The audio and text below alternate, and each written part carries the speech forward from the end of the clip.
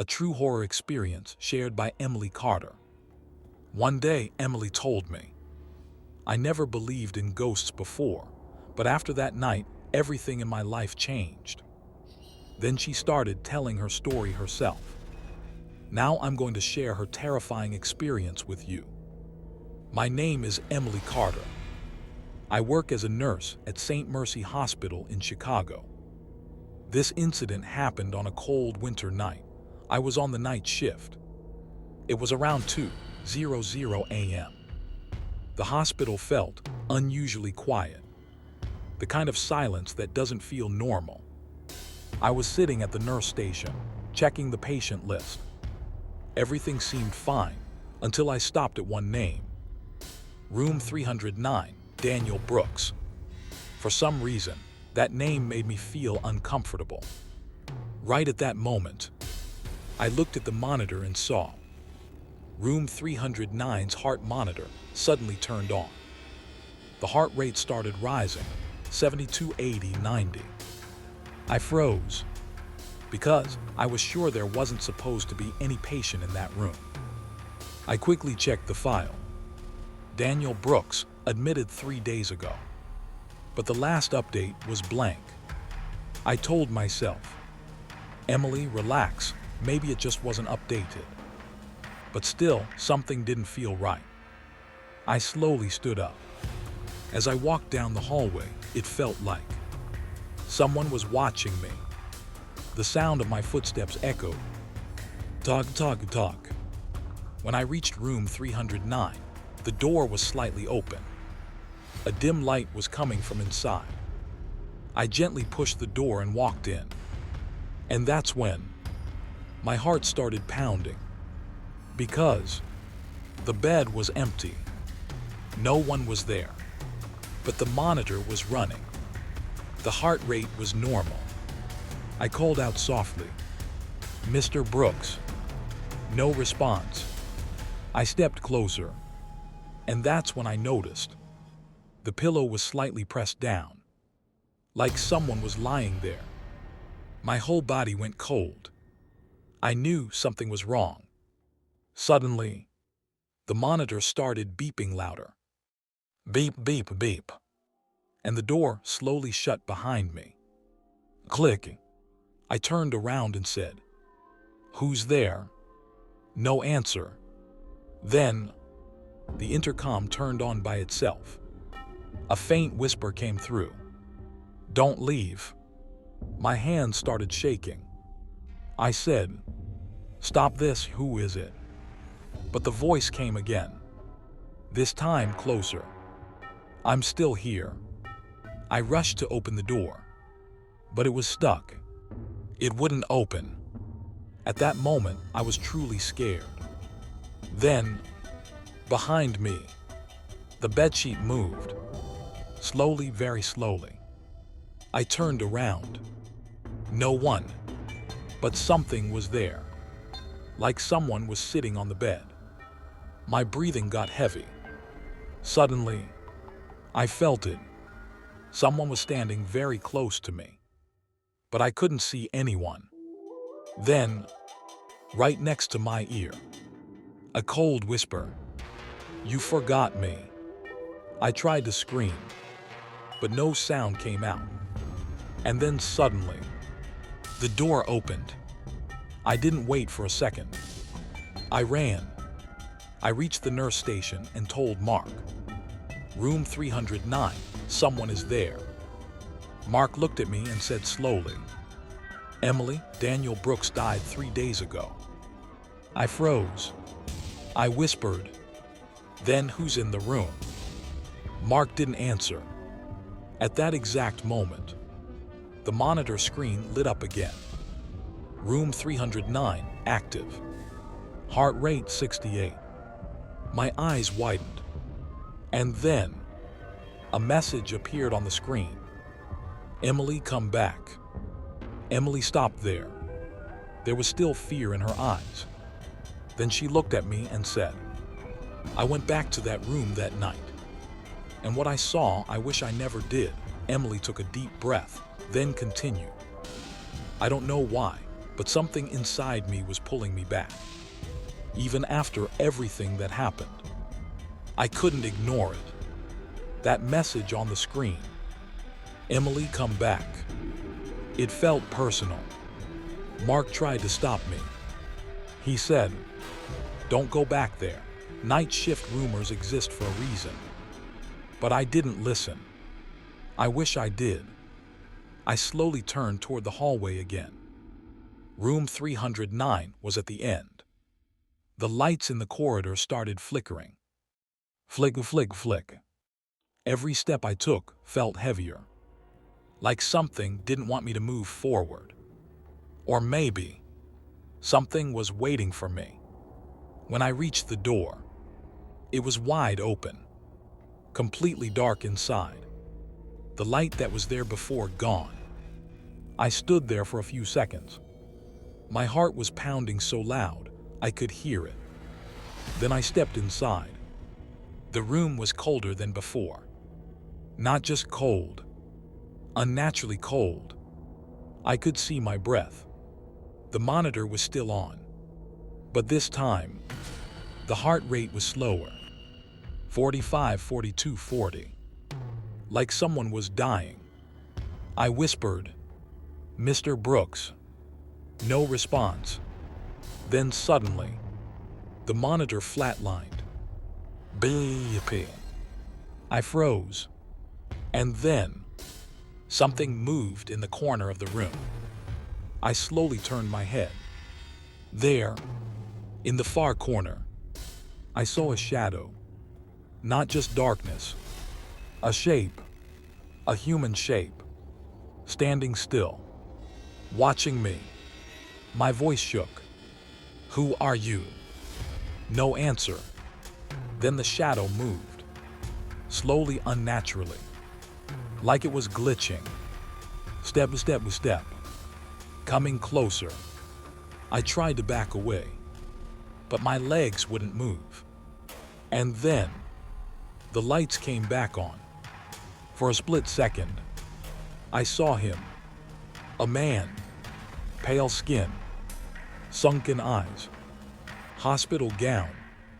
And his face looked wrong, like it was slightly twisted. He opened his mouth, but no words came out. Then suddenly, everything went dark again, and I felt it. A hand grabbing my wrist. Ice cold. I screamed. This time, sound came out. I tried to pull away, but the grip got tighter. Then I heard it. Right behind me. A whisper. "Stay." I turned, but no one was there. When I looked back at my hand, there was nothing holding me. But my wrist was red, like something had just grabbed me. I ran. I didn't stop. I didn't look back. When I reached the nurse station, Mark was gone. The lights there were off too. The whole ICU felt empty. Too empty. Then suddenly, all the monitors turned on at once. Every room, every screen, and on every screen, the same message appeared. "You left ME." Over and over again. I covered my ears. I closed my eyes. But then, I heard footsteps. Behind me. Slow, dragging footsteps. I didn't want to turn around, but I had to. And when I did, he was standing there, right at the end of the hallway. Daniel Brooks. This time I could see him clearly. His eyes were completely black, his skin pale, and his head slightly tilted. He started walking toward me, slowly, then faster, then running. I screamed and ran toward the exit. The hallway lights started turning off one by one. Behind me, click, click, click, like something was chasing me. I reached the exit door and pushed it open. And suddenly, Everything went normal. Lights, people, voices. Mark grabbed me. "Emily, where were you?" I couldn't speak. I just looked back toward the hallway. It was empty, like nothing ever happened. Emily stopped again. Her hands were shaking. Then she looked at me and said, "That wasn't the end." Because the next day, I found something in my locker. Something I never put there. Emily stayed silent for a moment, then continued in a lower voice. The next morning, I tried to convince myself it was all in my head. Stress, lack of sleep, maybe hallucination. That's what I kept telling myself. But deep down, I knew it was. My shift ended at 7 a.m. Sunlight had started coming in through the windows. Everything looked normal again. Too normal. The nurses were chatting. Doctors were doing rounds. Like nothing ever happened. Mark came up to me and said, "You look terrible. Go home and get some rest." I nodded. I didn't tell anyone what really happened, because I wasn't sure they would believe me. Before leaving, I went to the locker room. I just wanted to grab my bag and get out. Everything felt normal there too. Bright lights. No strange sounds. I opened my locker. And that's when my heart stopped. Inside, there was something I had never seen before. A patient wristband. Old. Slightly dirty. My hands started shaking as I picked it up. The name on it. Daniel Brooks. My breath got stuck. Below the name, there was a date. The date of his death. 3 days ago. I whispered, "No, this isn't possible." Because I had never touched his file physically. Never entered his room before that night. So how did this get into my locker? Then I noticed something worse. On the inside of the locker door, there were scratches. Deep, uneven, like someone had been trying to claw their way out. My heart started racing again. And then, I heard it. A whisper, right behind me. "Emily." I froze. Slowly, I turned around. No one. The locker room was empty. Completely empty. But I could still feel it. Someone was there, watching me. I quickly grabbed my bag and rushed out. I didn't even change. I just wanted to leave that place. As I walked out of the hospital, I felt a strange relief, like I had escaped something. But that feeling didn't last long. Because that night, when I got home, something followed me. I live alone in a small apartment. Quiet neighborhood. Nothing unusual ever happens there. I locked the door, closed the windows, tried to relax, but I couldn't stop thinking about the wristband. So I took it out of my bag. I stared at it for a long time. And then, I noticed something new. Something that wasn't there before. A message, written in faint ink, on the inside of the band. "You saw me." My hands started shaking uncontrollably. I dropped it. At that exact moment, the lights in my apartment flickered. Once, twice, then went out. Complete darkness. I reached for my phone flashlight. As the light turned on, I slowly looked around. Everything seemed normal.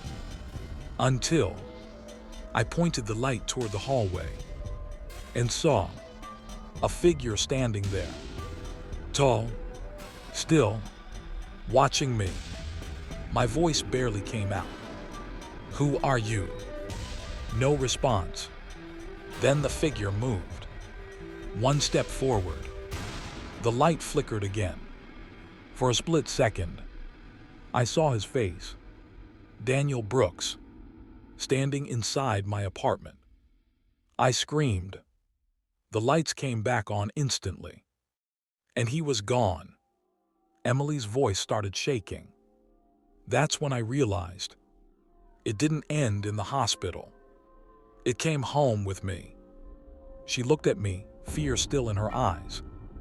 And what happened the next night was the worst part of all. Emily took a long pause, her voice quieter than before. The next night, I didn't want to sleep. I was scared that if I closed my eyes, I would see him again. But I was exhausted. My body gave up before my mind did. I don't know what time it was, but I suddenly woke up. Something felt wrong. My room was dark, but not completely. There was a faint light coming from the hallway. And then I heard it. Footsteps. Slow, heavy, coming closer to my bedroom. My heart started racing. I stayed completely still, pretending to be asleep. The footsteps stopped right outside my door. Silence. Then, creak. The door slowly opened. I could feel it. Someone had entered the room. I wanted to look, but I couldn't move. My whole body felt frozen. Then, I felt the bed sink slightly, like someone had just sat down right next to me. My breathing got heavier. I could feel something staring at me. Then, a cold breath near my ear, and a whisper, "Emily." Tears started forming in my eyes. I tried to scream, but my voice wouldn't come out. Then slowly, very slowly, I felt a hand touching my arm. Ice cold. My fingers twitched. I forced myself to move. And suddenly, I turned my head, and I saw him, Daniel Brooks, sitting right beside me, his face inches away from mine, his eyes completely black, and his mouth slowly stretching into a smile. Then he said, "You didn't stay," and his hand tightened around my arm. Pain shot through my body. I screamed. This time I really screamed.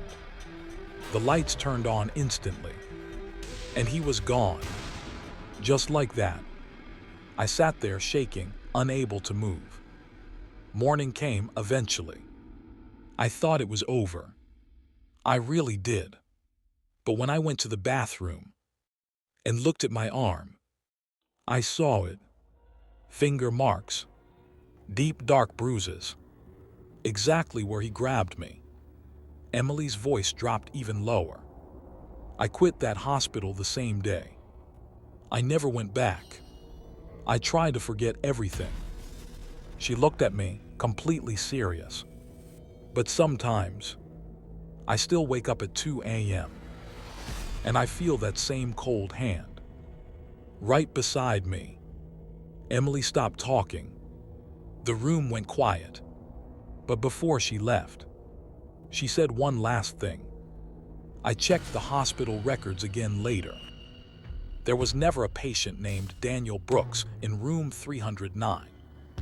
But there was one in room 308.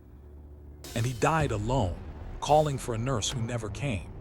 A true horror experience shared by Jason Miller. Jason once told me, "I thought the highway was the safest place, until that night proved me wrong." Then he started telling his story himself. Now I'm going to share this incident with you. My name is Jason Miller. I'm a long-haul truck driver in the United States.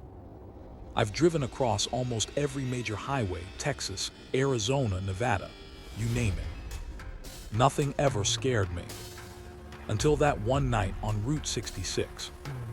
It was around 1:30 a.m. I was driving through the Arizona desert. Empty road. No cars. No lights. Just me and the endless highway. The radio had no signal. My phone was dead. and the silence felt too deep. Then I saw something ahead. A woman, standing on the side of the road. At first, I thought it was a trick of the light. But as I got closer, I realized it was real. She was wearing a white dress, barefoot, long dark hair covering her face. Something told me not to stop, but I did anyway. I don't know why. I rolled down the window. She slowly turned her head toward me. Her face was pale, too pale. She said softly, "Can you take me to Phoenix?" I hesitated, but then nodded. She opened the passenger door and got in. And the moment she sat down, the temperature inside the truck dropped. It felt like winter had entered the cabin. I started driving again. For the first few minutes, she said nothing, just stared out the window. Then I asked, "Where are you coming from?" She paused for a long time. Then she said something I'll never forget. "From the accident." I glanced at her. She didn't move, didn't blink, just kept staring outside. I felt a strange discomfort. The road ahead was still empty, but now it felt heavier, like something was wrong. Then I looked at the rearview mirror, and my heart stopped. The passenger seat was empty. I quickly looked beside me. No one. She was gone, but the car door was still locked from the inside.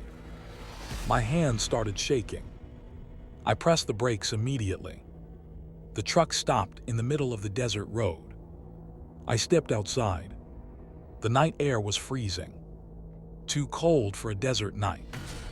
I looked around. Nothing, only sand and darkness. Then I saw something near the roadside. A crushed vehicle. Old, destroyed, like it had been there for years. I walked closer, and that's when I saw it. A faded memorial sign, with a name on it. Sarah Whitman. I felt my stomach drop, because I remembered. The woman in my truck said she was coming from an accident. Jason stopped here for a moment, then looked at me and said, "But that wasn't the worst part." Jason took a deep breath, then continued. I stood there in the middle of the Arizona desert, staring at that broken car. The name on the memorial, Sarah Whitman. It kept repeating in my mind. I tried to convince myself it was just coincidence. Maybe I had picked up someone else's imagination, stress, fatigue. But deep down, I knew something wasn't right. I walked back to my truck. The engine was still running. The headlights were cutting through the darkness of the desert road. I opened the driver's door and froze. The passenger seat. It was wet, like someone had been sitting there, sweating or melting into the fabric. But there was no one. I quickly got inside and locked the doors. My hands were shaking.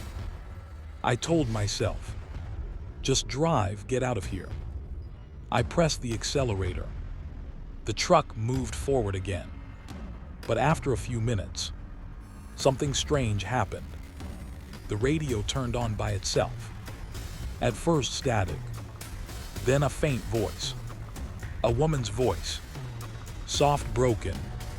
"Why did you leave me?" My grip tightened on the steering wheel. I looked around. Empty road. Empty seats. Nothing. Then the voice came again. This time closer. "Jason." I slammed the radio off, but it turned back on instantly. The temperature inside the truck dropped again, even colder than before. My breath started showing, and then I saw it. In the rearview mirror, a reflection, not mine. A woman sitting in the back seat. Same white dress, same pale face, but this time her eyes were open, completely black. I turned around immediately. Empty. No one. I looked back at the mirror. She was still there, smiling. My heart started racing. I almost lost control of the truck. The road ahead began to blur, like the darkness itself was moving. Then suddenly, the truck engine started slowing down. I pressed the accelerator. Nothing. The truck stopped. Dead silence. No engine sound. No radio. Nothing. Just the sound of my breathing. Then, a knock from inside the cabin. Knock, knock, knock. Coming from behind my seat. I didn't want to look, but I had to. I turned slowly, and for a split second, I saw her, standing inside the truck. Not sitting, not outside, inside, her face inches away from mine. And she whispered, "You took me, but you didn't bring me home." My vision blurred, and then everything went black. Jason stopped here, his voice shaking. Then he looked at me and said, "When I woke up, I was still on Route 66, but my truck was parked, facing the opposite direction. And inside the passenger seat, there was a handprint burned into the glass." Jason's voice became slower, heavier. When I woke up, it was already morning. Sunlight was hitting the windshield, but I wasn't where I remembered stopping. I was still on Route 66, but the truck was parked, facing the opposite direction. I didn't remember turning it around. He paused, then continued. I looked at the passenger seat, and I froze. There was a mark on the seat, like someone had been sitting there all night. But worse, the window had a handprint on it. Inside the glass. Jason swallowed hard. I got out immediately. The desert was quiet again, but now it didn't feel empty. It felt like something was watching me from every direction. I drove to the nearest town as fast as I could. But halfway there, my truck radio turned on again.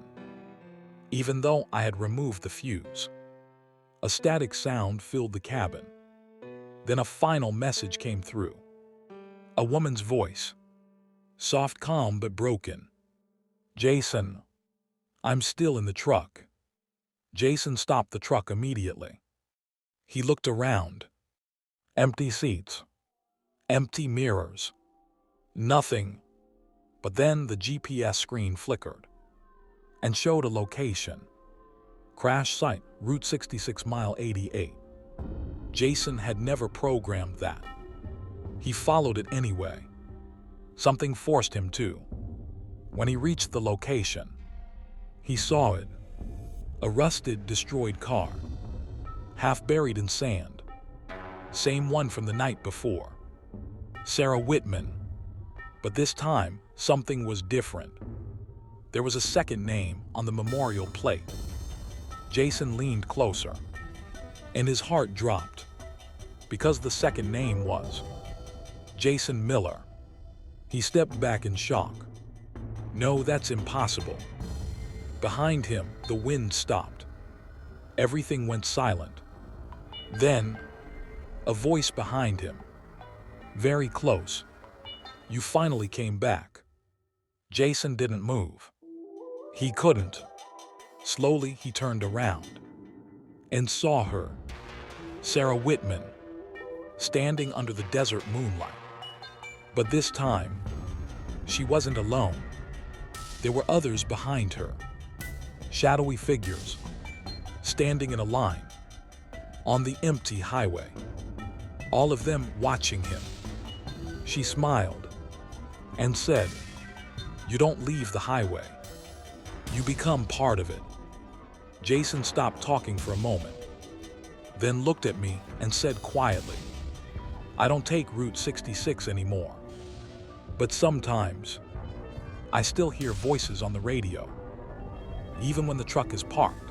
A true horror experience shared by David Reynolds. David once told me, "I thought office buildings were the safest place in the world, until that night proved me completely wrong." Then he started telling his story himself. Now I'm going to share what really happened to me. My name is David Reynolds. I work as a night security guard in New York City. I've been doing night shifts for almost 6 years. Nothing ever happened. Until one night in the Hudson Corporate Tower. It was around 12:45 a.m. The building was almost empty. Only me and the CCTV system. The first few hours were normal. I checked every floor like usual. Everything was locked. Everything was quiet. Then I checked the CCTV monitor for floor 12. And I saw something strange. A movement. At first, I thought it was a glitch. But then I saw it again. Someone walking in the hallway. Slowly. But there was one problem. Floor 12 had been closed for 2 years. No employees. No access. No reason for anyone to be there. I grabbed my flashlight and went up. The elevator felt slower than usual. Like it didn't want to go there. When I reached floor 12, the doors opened with a loud ding. Complete darkness. No emergency lights. Nothing. I called out, "Hello, security." No answer. Just silence. Then my flashlight flickered. Once, twice, and in that second of darkness, I heard footsteps. Behind me. I turned quickly. Nothing. But the footsteps continued. Ahead of me now. Like something moved past me without being seen. My heart started racing. I slowly walked down the hallway. And that's when I saw it. A door slightly open. Room 1207. And inside, a light was on. But I knew that room was supposed to be empty. I pushed the door open. And what I saw made me step back immediately. The room looked normal at first. Desk, chair, computer. But everything was covered in dust. Except the chair. The chair was clean. Like someone had been sitting there recently. Then suddenly, the computer screen turned on. Even though it was unplugged, a single message appeared. "You are not alone here." I froze. Then the door behind me slowly closed. Click. Locked. I ran to open it, but it wouldn't move. Then I heard a voice, soft right behind me. "David." I turned slowly. No one. But the computer screen changed again. This time showing a live camera feed of the hallway outside. And I saw myself standing there. On the screen. But in real life. I was inside the room. And behind me on the screen, someone was standing. Right behind me. I turned around instantly. Nothing. But the screen showed it clearly. A tall figure. Standing inches away from me. David continued, his voice lower now. I stared at that screen, and my mind went blank. Because what I was seeing didn't make sense. On the monitor, I was standing in the hallway. But in reality, I was locked inside room 1207. And behind my digital image, that figure was still there. Standing perfectly still. Watching me. I slowly turned around again. Empty. Nothing behind me. But the screen showed it clearly. The figure moved closer on the monitor. Step by step. Until it was right behind me. I felt my breathing stop. Then the computer speakers turned on by themselves. A whisper filled the room. "Security, you're late." My hands started shaking. I tried breaking the door open again, but it felt like it had become heavier, like the room itself didn't want me to leave. Then suddenly, the lights flickered, and when they came back, the room had changed. It wasn't dusty anymore. It looked new, clean, operational, like it was being used right now. The chair was no longer empty. Someone was sitting there, but I couldn't see their face, just a dark shape. Then the computer screen changed again, this time showing a file. Floor 12 incident report. I leaned closer. My heart was pounding so hard I could hear it. The file opened automatically, and I read the first line. Subject, Night Security Officer David Reynolds. My blood went cold. I whispered, "No, this is me. This is tonight." Then the second line appeared. Status, missing, recorded in system 3 years ago. I stepped back in shock. That's impossible. Then the voice came again. This time not from the speaker. From behind me. Very close. David. I didn't want to turn around, but I had no choice. I slowly turned and saw him. The figure, now fully visible. A man in a security uniform. Same uniform as mine. Same badge. But his face was wrong, like it had been erased and rewritten badly. He spoke again. "You replaced me." I stepped back. I didn't replace anyone, but he tilted his head slowly and said, "You're still on shift." The room started shaking slightly. The lights flickered faster. Then all the monitors in the room turned on at once. Every screen showed the same thing.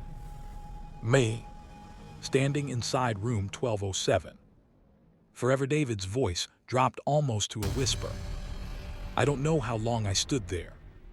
Maybe seconds, maybe minutes. Everything felt stuck, like time itself stopped inside room 1207. All the monitors kept showing me, standing there, forever. Then the figure stepped closer, slowly, calmly, like he already knew there was nowhere for me to go.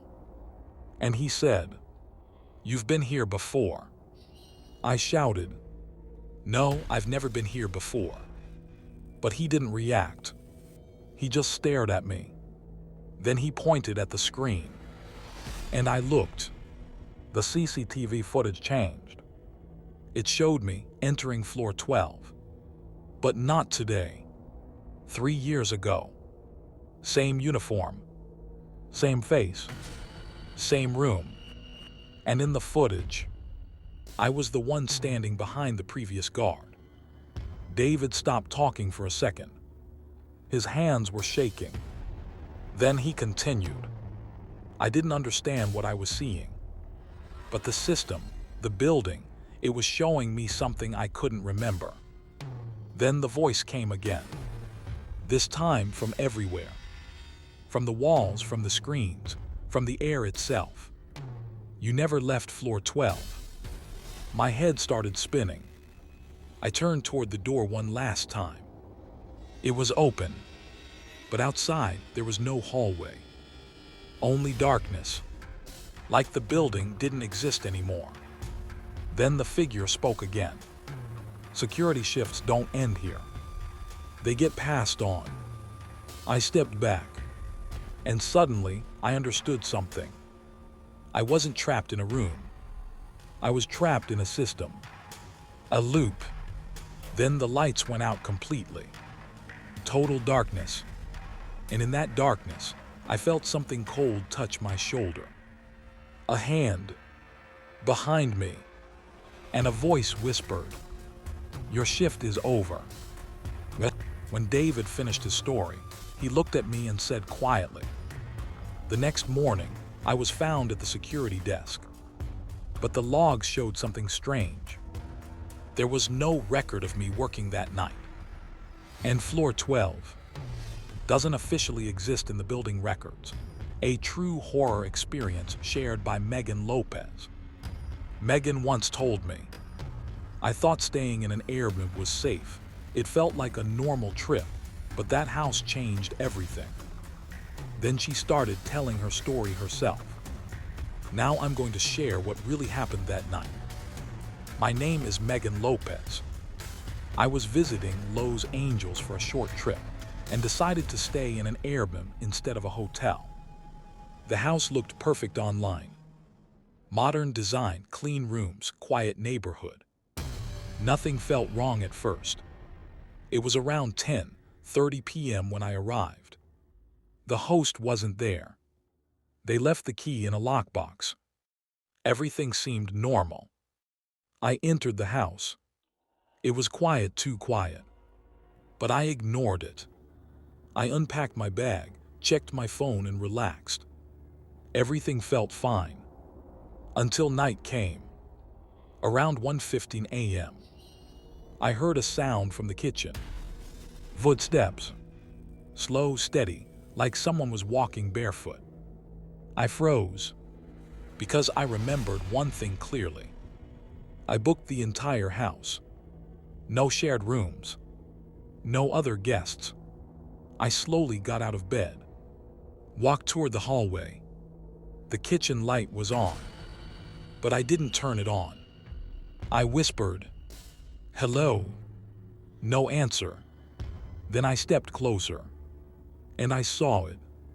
A chair, slowly moving backward on its own, like someone had just stood up. But I couldn't see anyone. My heart started racing. I grabbed my phone flashlight and pointed it toward the kitchen. Everything looked normal. Too normal. Except the fridge door was open, and inside it was completely empty. No food, no drinks, just darkness. Then suddenly, my phone buzzed. A notification from the Airbnb app. "New guest added to your reservation." I froze. I opened the app. My hands were shaking. Guest name, Michael. I stared at it, because I never added anyone. I quickly checked the booking again. It still showed. One guest only, Megan Lopez. I turned around immediately. Nothing behind me, but I felt it. Someone was there, watching.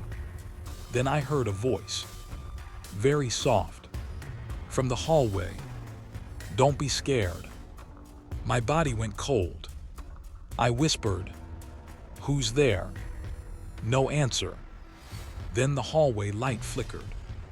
Once, twice, and I saw it. A shadow, standing at the end of the hallway. Not moving, just watching me. And then, it slowly stepped forward. Megan continued, her voice shaking slightly. I stood there in the hallway, unable to move. The shadow at the end didn't look like a normal person. It was too still, too wrong. Then it took a step forward. Slow, deliberate. The hallway light flickered again. And for a split second, I couldn't see it. When the light came back, it was closer. Much closer. I backed away slowly toward my room. My heart was pounding so hard I could hear it in my ears. I slammed my bedroom door shut, locked it, and pressed my back against it. Silence. For a moment, nothing happened. Then, a knock. Soft, polite, like someone asking permission. Knock and knock. Then a voice came from outside. "Michael." I froze, because that name was still showing on my app. I whispered, "There is no Michael here." The voice replied instantly, "I know." My blood went cold. I slowly stepped away from the door. Then my phone lit up again. Airbnb notification. Michael has checked in. I looked at it in disbelief. Then another message appeared from the host, but it was already 2:40 a.m. No host should be active. The message said, "Did you let him in?" I immediately replied, "No, there is no one here." No response. Then suddenly, all the lights in the house turned off. Complete darkness. Only my phone flashlight remained. I pointed it toward the door and saw something that made me drop the phone slightly. The door was no longer locked. It was wide open, slowly creaking, like someone had opened it from the other side. I whispered, "Hello?" No answer, but I heard footsteps again. Inside the house. Not outside anymore. Inside the hallway. Getting closer to my room. Step by step by step. Then it stopped, right in front of my door. And then, the handle started turning. Slowly, Megan's voice became very low, almost a whisper. When the door handle started turning, I couldn't breathe properly. It was slow, very slow. Like someone on the other side already knew I was watching. I stepped back until I hit the wall. My phone was shaking in my hand.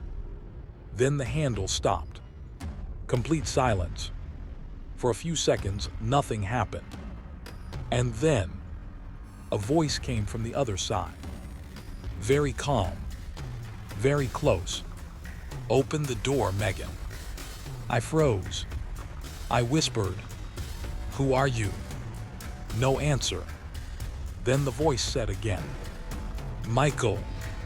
My mind went blank, because I knew something was wrong. There was no Michael. No guest. No booking. Nothing. I looked at my phone again. The Airbnb app was still open, and now it showed something new. A profile picture. A man. But the face was blurry, like the image couldn't stay stable. And under it, one line: "Currently inside the property." My heart dropped. I looked at the bedroom door. The handle started moving again. This time faster, like he knew I understood. Then, the lock clicked open by itself. Click. The door slowly pushed inward. I screamed, but no sound came out. And then I saw him, standing in the doorway. Tall, dark silhouette. No clear face, just presence. And he spoke again, softly. "You accepted me." I shook my head. "No, I did." But he tilted his head slowly and said, "You booked the house." My breathing stopped. He stepped inside the room, and suddenly, all my phone notifications started going off at once. Airbnb alerts, messages, system updates, but all of them showed the same thing. Guest Michael has completed check-in. Again, and again, and again. I tried to run, but my legs felt heavy, like the floor was pulling me down.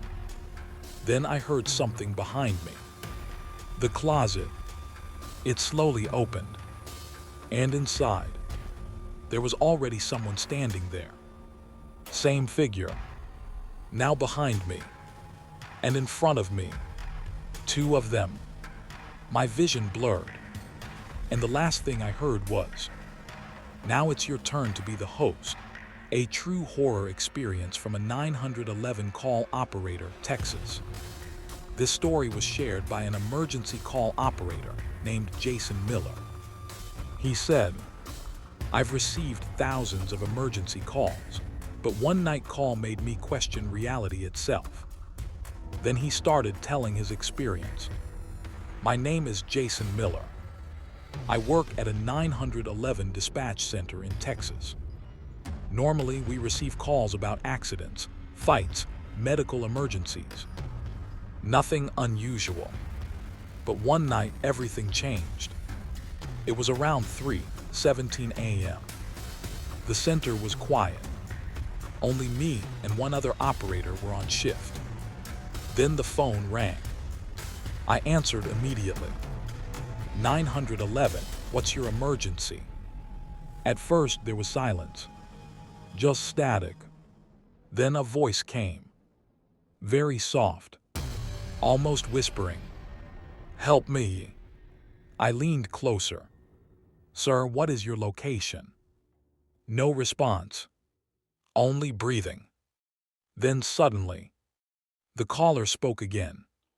But this time, the voice sounded like it was inside the room. Not through the phone. I'm in the call center. I froze. I looked around the room. My coworker was still sitting there. Everything looked normal. I said into the phone, Sir, that's not possible. Then the voice replied, I'm behind you. My body went cold instantly. I slowly turned my head.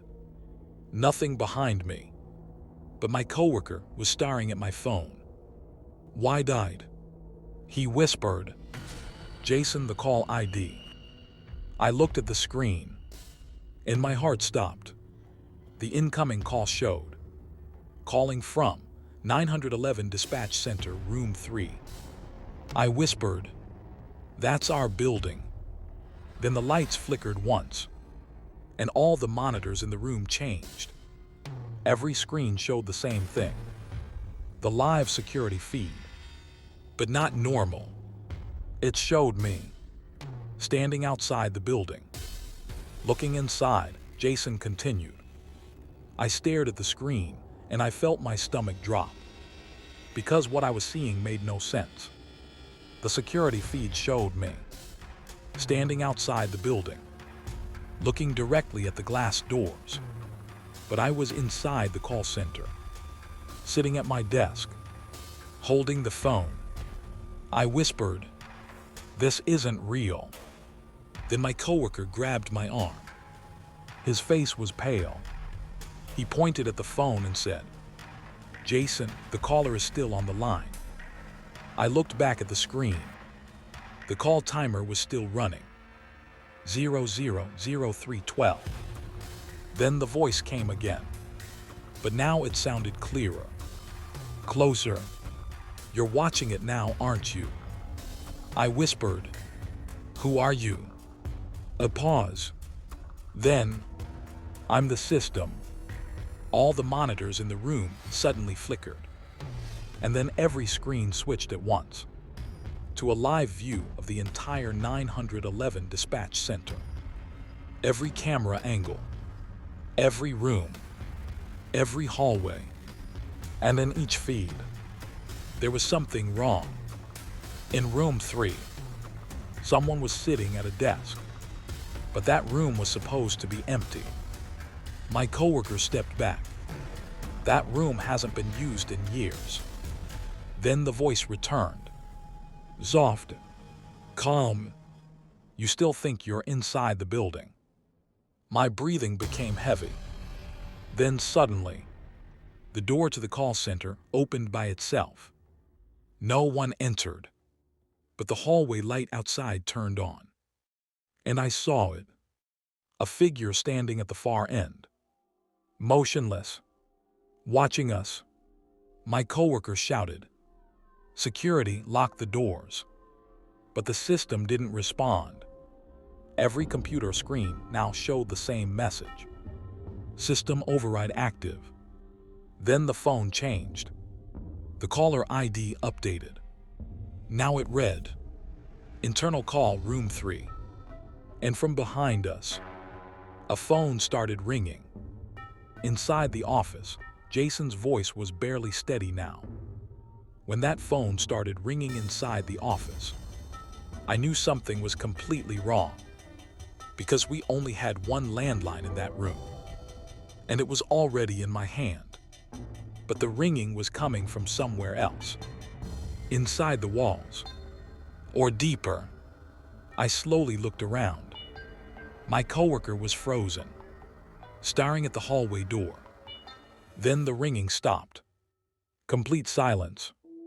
And then, a voice came from the wall speaker system. But it wasn't the emergency line anymore. It was the building intercom. And it said, "Room 3 is now active." My coworker whispered, "That room doesn't exist anymore." Then all the monitors flickered again, and the security feed changed. Now it showed room 3 clearly. But it wasn't empty. There was someone sitting inside, wearing my headset, typing on my keyboard. I stepped back in shock. That's me. But I was already standing there, in the call center, watching it. 2 versions of me. One inside, one outside. Then the voice returned one last time. Calm, final, almost satisfied. "You are the operator now." The lights in the building went out instantly. Total darkness. Only the emergency monitor stayed on. And every screen showed the same message. "Shift transfer complete." Then my coworker shouted, "Jason, your ID badge." I looked down, and my badge had changed. My name was still there, but below it was something new. "Roll dispatch system, room 3." I couldn't move. I couldn't breathe properly. Then the voice spoke for the last time. "Thank you for taking the call."